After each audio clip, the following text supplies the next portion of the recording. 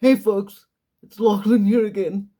I just wanted to come on here and record a fairly quick video about why I continue to do what I do in terms of making content and putting out videos.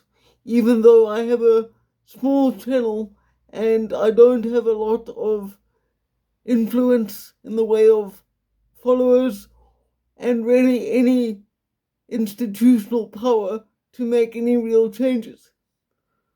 So I'm gonna tell you a little bit about myself. If you've never seen one of my videos before, I am almost 35 years old.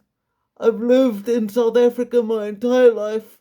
I was born here, and I was also born with a severe physical disability known as quadriplegic cerebral palsy. What that means is that I am confined to a wheelchair, and I have been my entire life.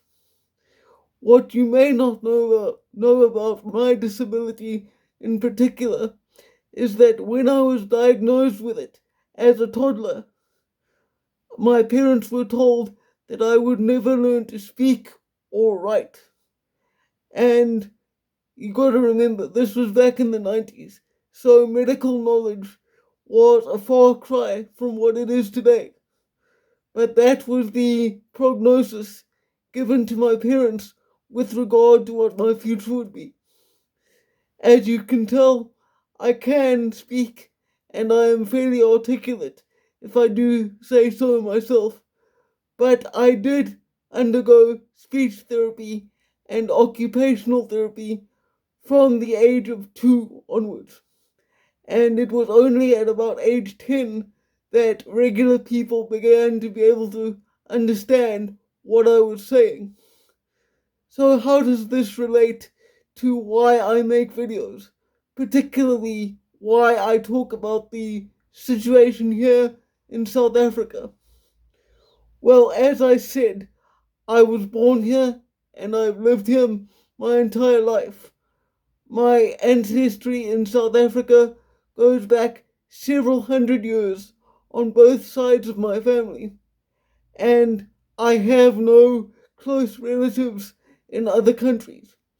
Added to that, because of my disability, I cannot successfully apply to any Western nation for citizenship in another country. Even if somebody were willing to pay all the costs for my relocation to America or to the United Kingdom, just the physical difficulty involved in moving someone like me to another country makes that prospect almost impossible. So, whatever happens to South Africa happens to me. I'm here for the long term. So, why do I continue to talk about these things even though I tend to make a lot of people, both black and white, angry? Well, I talk about these things because it's what I can do. My disability severely limits my opportunities for engagement in public life, as well as my opportunities for gainful employment. So I'm doing what I can do and what I feel is productive and useful.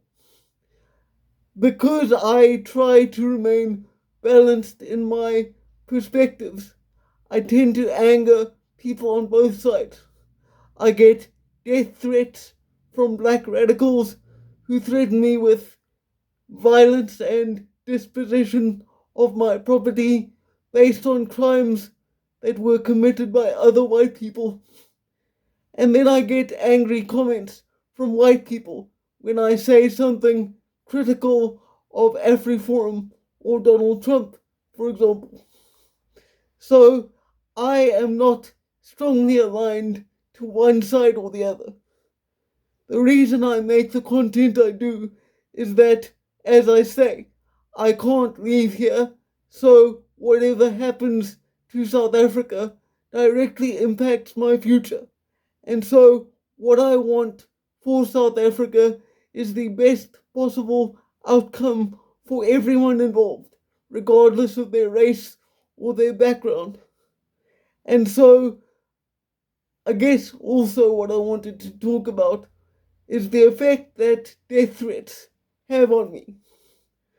When black radicals, because I'll be honest here, it's only ever black people who threaten to kill me or to harm me in some other way. But when black radicals threaten me with violence and death, it doesn't have the impact I think they want it to. Because when I get a death threat, it doesn't scare me, it just makes me angry. All you're doing is pissing me off.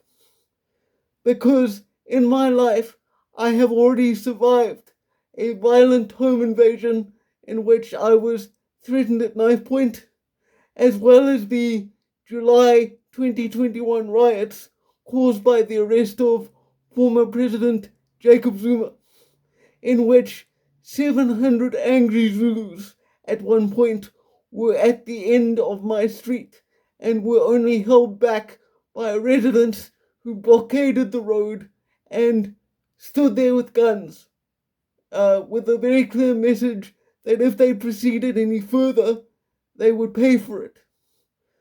Added to this, during those riots, a shopping mall, which is about a kilometer away from my home, was almost completely trashed, and it took weeks, if not months, for the mall to recover and for businesses to reopen as normal.